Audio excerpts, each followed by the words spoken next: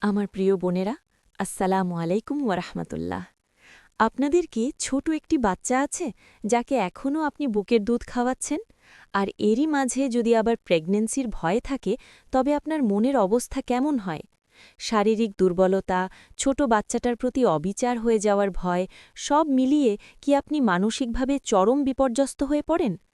অথবা ধরুন, বিয়ের পরপর স্বামী-স্ত্রী যদি কিছুদিন সময় নিতে চান, তখন অনেকেই হয়তো আপনাকে বলেন, জন্ম নিয়ন্ত্রণ করা মানে আল্লাহর ওপর ভরসা না করা, এটা তো হারাম।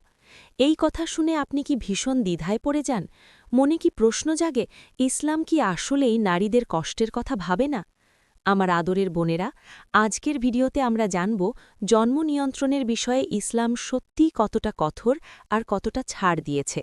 হানাফি মাঝহাবের আলোকে আপনার মনে থাকা সব প্রশ্নের উত্তর আজ পেয়ে যাবেন ইনশাল্লাহ।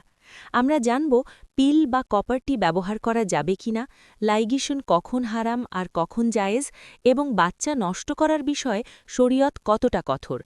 তাই ভিডিওটি না টেনে শেষ পর্যন্ত মনোযোগ দিয়ে দেখার অনুরোধ রইল। বোনেরা, আলোচনার শুরুতেই আমাদের একটি বিষয় খুব পরিষ্কারভাবে বুঝতে হবে। ইসলাম একটি ভারসাম্যপূর্ণ জীবন ব্যবস্থা। পবিত্র কোরআনে আল্লাহ তাআলা সূরা ইসরায়ের ৩১ নম্বর আয়াতে বলেছেন, তোমরা দারিদ্র্যের ভয়ে তোমাদের সন্তানদের হত্যা করো না, আমিই তাদের রিজিক দিই, এবং তোমাদেরও। এর মানে হল, বাচ্চা হলে খাওয়াবো কি, পড়াবো কি, মানুষের মতো মানুষ করব কিভাবে, এই অভাব বা রিজিকের ভয়ে সন্তান না নেওয়া বা জন্ম নিয়ন্ত্রণ করা ইসলামের দৃষ্টিতে চরম অপছন্দনীয় এবং নাজায়েজ। কারণ যে প্রাণ পৃথিবীতে আসবে তার রিজিকের ব্যবস্থা আল্লাহ আগেই করে রাখেন। কিন্তু আমার বোনেরা, ইসলাম কি শুধু সন্তানের কথাই ভেবেছে? মায়ের স্বাস্থ্যের কথা ভাবেনি? অবশ্যই ভেবেছে।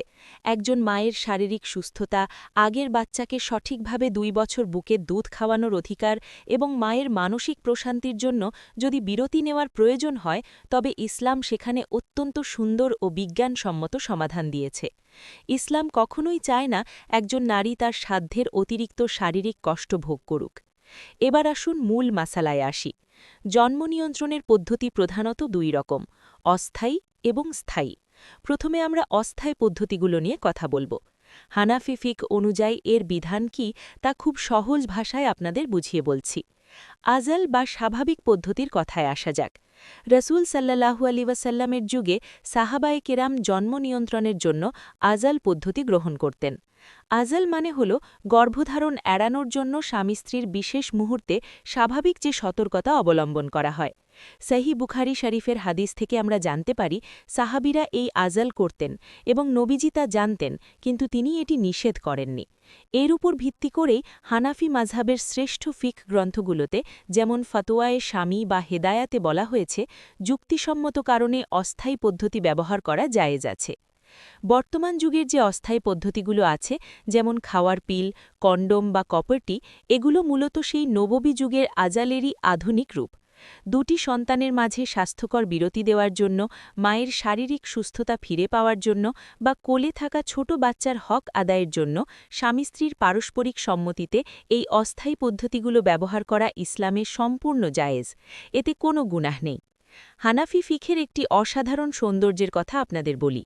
সাধারণত জন্ম নিয়ন্ত্রণের জন্য স্বামী-স্ত্রীর সম্মতি লাগে। কিন্তু যদি স্ত্রীর এমন শারীরিক দুর্বলতা থাকে যে এখন গর্ভধারণ করলে তার মারাত্মক কষ্ট হবে বা আগের বাচ্চাটি একদমই ছোট, তবে একজন বিশেষজ্ঞ ও দিনদার চিকিৎসকের পরামর্শে স্ত্রী চাইলে স্বামীর অমতেও নিজের সুস্থতার জন্য অস্থায়ী পদ্ধতি গ্রহণ করতে পারেন। ইসলাম মায়ের কষ্টকে এতটা গুরুত্ব দিয়েছে। এতক্ষণ আমরা অস্থায়ী পদ্ধতির কথা জানলাম, এবার আসুন স্থায়ী পদ্ধতির ব্যাপারে ইসলাম কি বলে তা জেনে নিই। স্থায়ী পদ্ধতি বলতে আমরা বুঝি অপারেশন করে চিরতরে সন্তান জন্মদানের ক্ষমতা নষ্ট করে ফেলা, যেমন নারীদের ক্ষেত্রে লাইগেশন করা বা জরায়ু কেটে ফেলে দেওয়া, আর পুরুষদের ক্ষেত্রে ভ্যাসেক্টমি করা। মনে রাখবেন বোনেরা, স্বাভাবিক অবস্থায় এ ধরনের স্থায়ী পদ্ধতি ইসলামে সম্পূর্ণ হারাম বা নিষিদ্ধ, কারণ এটি আল্লাহর সৃষ্টিতে বিকৃতি ঘটানোর শামিল। সন্তান জন্মদান আল্লাহ দেওয়া একটি প্রাকৃতিক প্রক্রিয়া, একে চিরতরে স্তব্ধ করে দেওয়া মারাত্মক গুনাহের কাজ। তবে হ্যাঁ, ইসলাম তো জীবন বাঁচানোর ধর্ম। যদি কোনো বিশ্বস্ত ও দিনদার চিকিৎসক নিশ্চিত করেন যে পুনরায় গর্ভধারণ করলে ওই মায়ের মৃত্যুর প্রবল ঝুঁকি আছে অথবা তার শরীরের বড় কোনো অঙ্গহানি হতে পারে এবং অন্য কোনো অস্থায়ী পদ্ধতিতে কাজ হচ্ছে না, শুধুমাত্র এমন চরম ও বাধ্যতামূলক পরিস্থিতির ক্ষেত্রে মায়ের জীবন বাঁচাতে লাইগেশন বা জরায়ু রিমুভ করা জায়েজ আছে। এটি ফতোয়ায়ে স্বামীর একটি সুনির্দিষ্ট মাসালা। তবে নিছক শখ করে বা বয়সের দোহাই দিয়ে এমন অপারেশন করানো হারাম। এবার আমি আপনাদের এমন ৩টি প্রশ্নের উত্তর দেব যা আপনারা আমাকে প্রায়ই করে থাকেন। প্রথম প্রশ্ন, বাচ্চা নষ্ট করা বা অ্যাবর্শন করা কি জায়েজ? বোনেরা, হানাফি ফিক অনুযায়ী বিনা কারণে গর্ভের সন্তান নষ্ট করা সম্পূর্ণ হারাম এবং এটি একটি জীবন্ত প্রাণকে হত্যার শামিল। বিশেষ করে মায়ের পেটে ভ্রূণের বয়স যখন ১২০ দিন বা ৪ মাস পার হয়ে যায় তখন আল্লাহ ফেরেশতার মাধ্যমে তাতে প্রাণ ভুকে দেন। এরপর কোনো অবস্থাতেই বাচ্চা নষ্ট করা জায়েজ নেই। আর ১২০ দিনের আগেও অহেতুক বা রিজিকের ভয়ে বাচ্চা নষ্ট করা নাজায়েজ ও গুনাহের কাজ। তবে ১২০ দিনের আগে যদি প্রেগন্যান্সির কারণে মায়ের জীবনের মারাত্মক ঝুঁকি তৈরি হয়, শুধুমাত্র তখনই দিনদার চিকিৎসকের পরামর্শে অ্যাবর্শন করার সুযোগ ইসলাম দিয়েছে। দ্বিতীয় প্রশ্ন হল, ক্যারিয়ার গড়ার জন্য বা চাইল্ড ফ্রি থাকার জন্য জন্ম নিয়ন্ত্রণ কি জায়েজ? আজকাল অনেক বোন ক্যারিয়ারের জন্য, শরীরের ফিগার নষ্ট হওয়ার ভয়ে বা শখ করে সারা জীবন চাইল্ড ফ্রি থাকার নিয়তে জন্ম নিতে চান না।